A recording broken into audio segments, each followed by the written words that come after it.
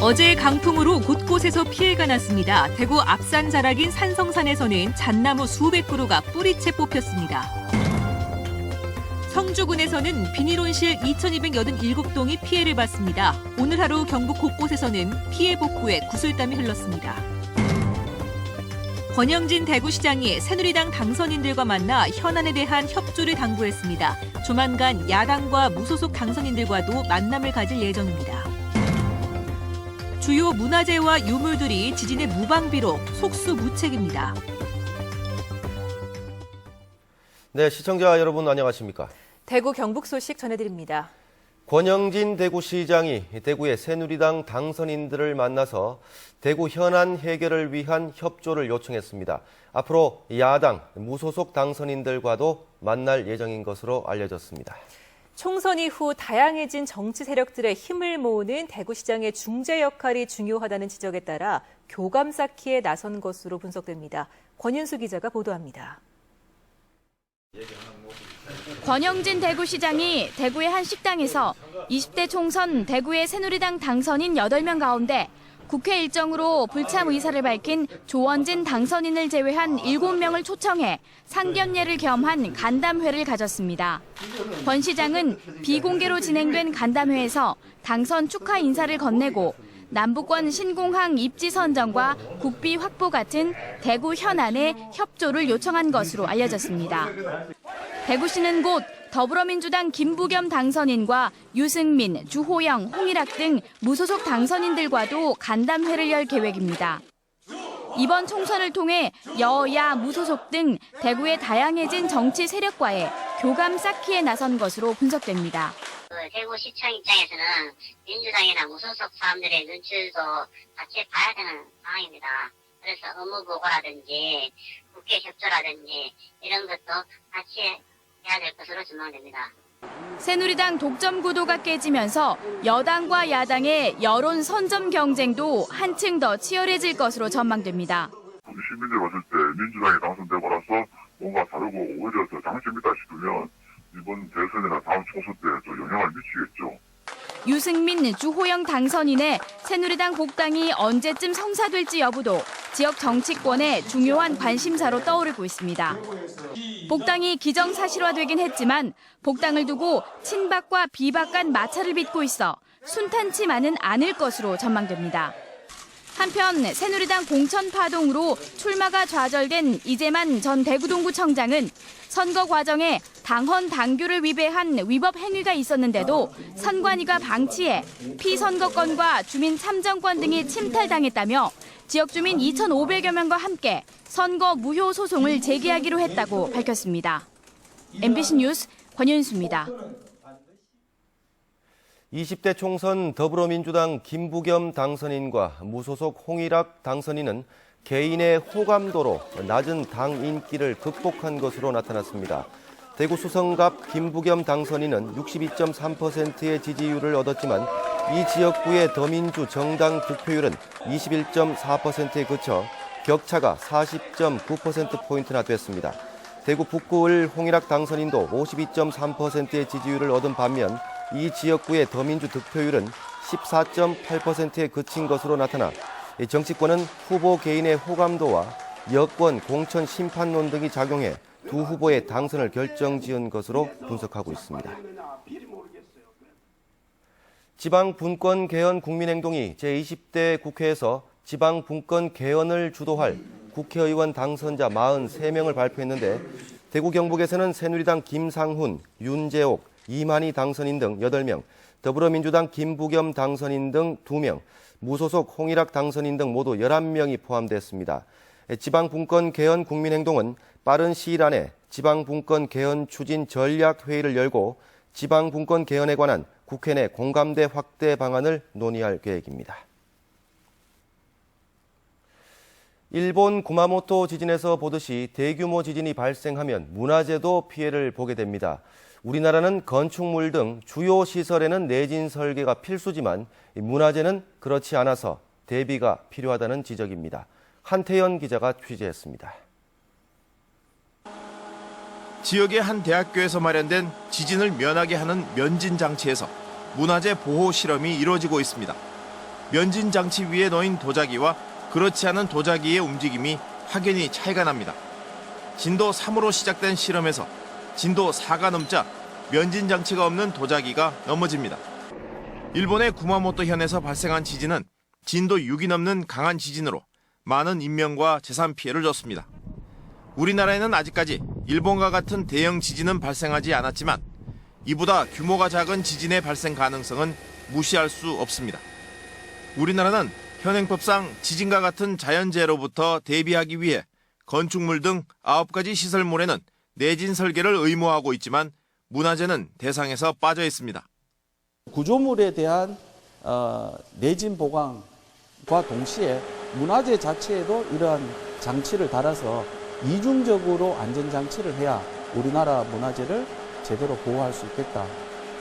대구 경북에서도 최근 해마다 평균 7건 이상의 지진이 발생할 정도로 우리나라도 더 이상 지진의 안전지대가 아닌 만큼 문화재의 지진 피해를 줄이기 위한 제도 마련이 시급해 보입니다. MBC 뉴스 한태현입니다.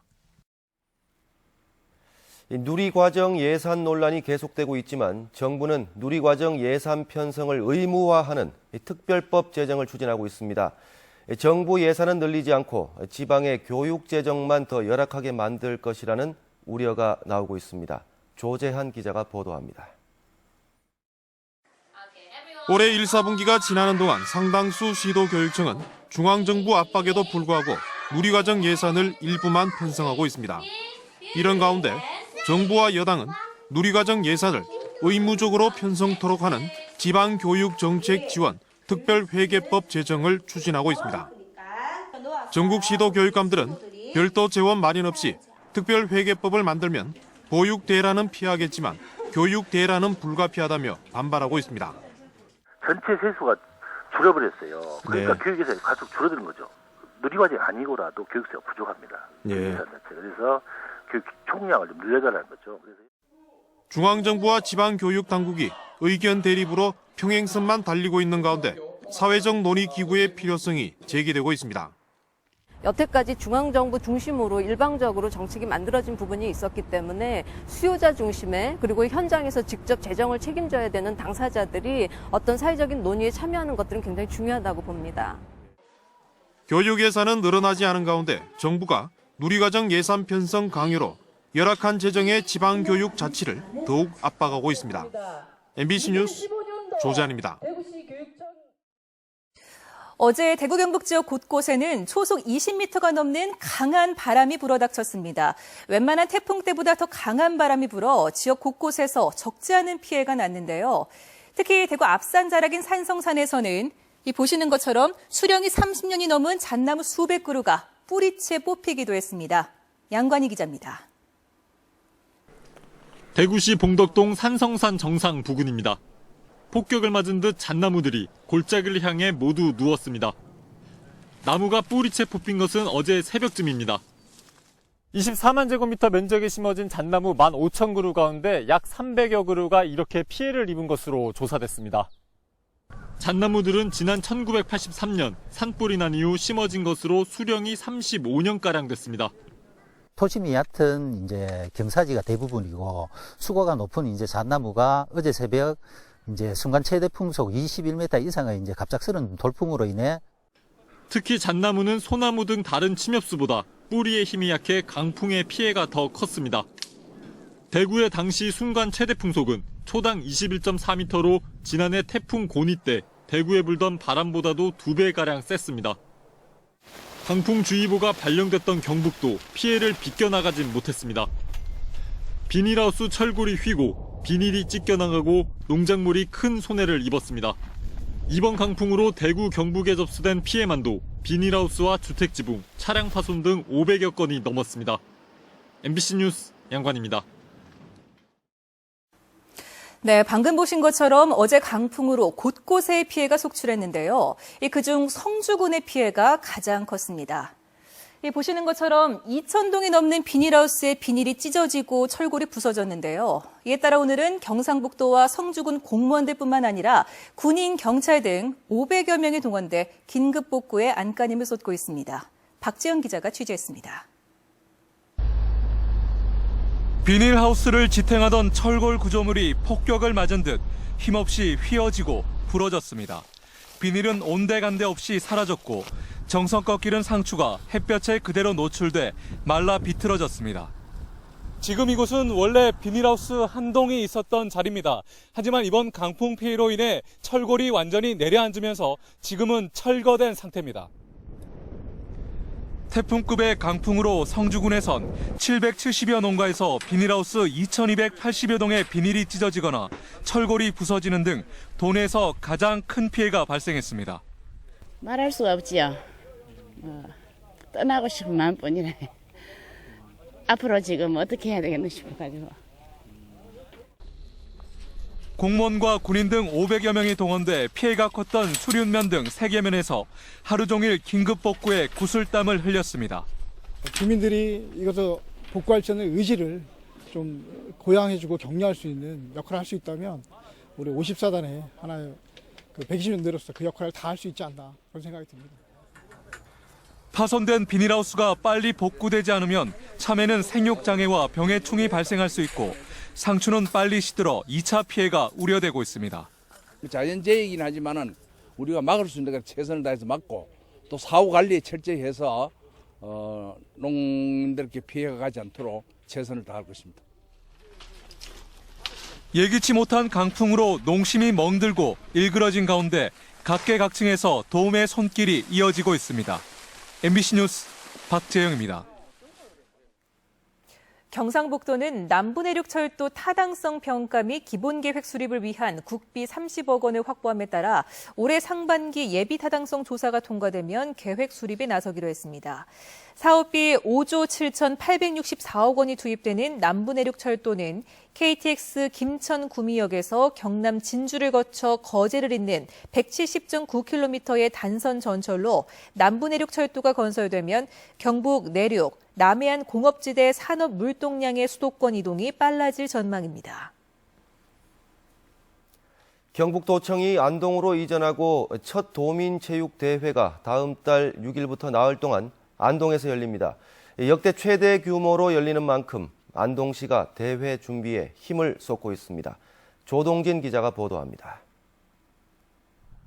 안동시가지 일행과 주요 진입로, 고속도로 IC 등에는 배너기와 가로기 등이 휘날리며 도민체육대회가 임박했음을 알리고 있습니다. 제54회 경상북도민체육대회는 23개 시군에서 선수단만 만여 명이 참여해 26개 종목 32개 경기장에서 역대 최대 규모로 치러집니다. 안동시는 성공적인 대회 개최를 위해 주 경기장과 보조 경기장, 시가지 이런 정비 등 만반의 준비를 하고 마무리에 나서고 있습니다. 경북 도민체전 개회식이 열리는 안동시민운동장입니다. 16억 원의 예산으로 트랙과 스탠드 등이 말끔히 교체됐습니다. 65억 원의 예산으로 시민운동장 트랙 교체 등 공공체육시설 개보수와 학교 체육시설에 대해서 경기에 차지하도록 준비를 마쳤습니다. 특히 이번 도민체전의 성화는 여느 대회와 달리 신도청에서 하룻밤을 묵은 뒤 개최지인 안동시로 이동함으로써 도청 서저지의 개최 의미를 더해주고 있습니다. 안동시는 도민체전 공개 행사는 물론 2,500명의 자원봉사자로 교통과 숙박까지 완벽한 대회가 되도록 철저한 준비에 나서고 있습니다. 도청이 안동으로 이전한 원년에 갖는 대회인 만큼 성공적인 체전이 되도록 17만 시민이 단합해서 최선을 다해 대회 준비를 하도록 하겠습니다. 새천년의 문 활짝 열리다라는 주제로 개최되는 경북도민체육대회가 300만 도민이 함께 새 시대를 열고 나아가는 상생의 축제가 되기를 기대해봅니다. MBC 뉴스 조동진입니다. 국토교통부에 따르면 지난달 대구 지역 주택 매매 거래량은 1,900여 건으로 1년 전 3,400여 건에 비해 60%가량 줄었습니다. 반면 지난달 대구의 전월세 거래량은 5,380여 건으로 1년 전 5,350여 건과 거의 비슷했습니다. 이는 소비자들이 집값 하락을 우려해 매매보다는 전월세를 선호하기 때문으로 분석됩니다. 국제원자력기구 IAEA가 다음 달부터 사전 통보 없이 국내 원전을 사찰합니다. 원자력안전위원회는 원자력 활동의 투명성 향상을 위해 한국 IAEA 안전조치검토회의 결과에 따라 다음 달 1일부터 국내 경수로 원전에 무통보 사찰을 도입하기로 했다고 밝혔습니다. 무통보 사찰은 IAEA가 24시간 전 통보 뒤 수행하던 원전 사찰을 사전 통보 없이 하는 것으로 전 세계 20여 개 나라에서 시행되고 있습니다. 구미 세관에 따르면 지난달 구미 국가산업단지의 수출액은 24억 8천만 달러로 지난해 같은 달 22억 3천만 달러보다 11% 늘었습니다.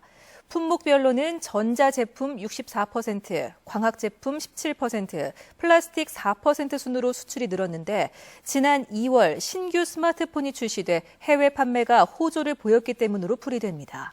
지난달 구미 국가산업단지의 수입액은 8억 3천만 달러로 지난해 같은 달보다 6% 줄었습니다.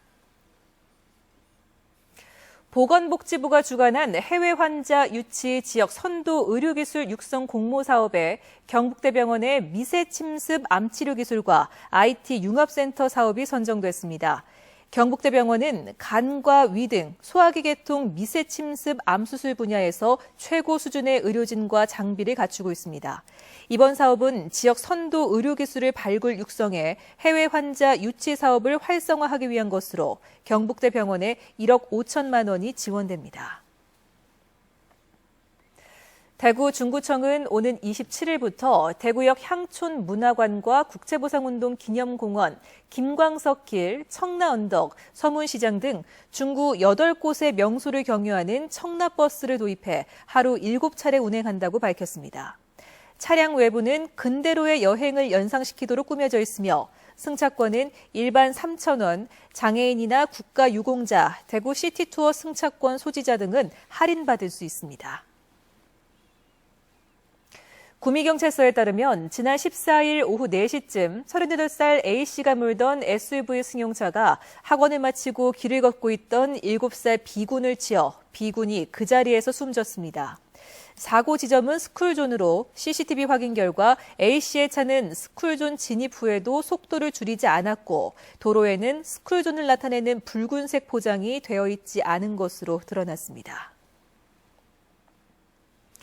대구 달서경찰서는 아파트 입주자 대표 회장 직위를 이용해 시설 보수공사 대금을 부풀려 수천만 원을 가로챈 혐의로 59살 이모 씨를 불구속 입건했습니다. 이 씨는 지난 2012년 8월부터 2014년 11월까지 대구 달서구의 한 아파트 시설 보수 공사를 하면서 부품 구매 가격을 실제보다 부풀려 관리사무소에 청구하는 수법으로 87차례에 걸쳐 3,900여만 원을 챙긴 혐의를 받고 있습니다.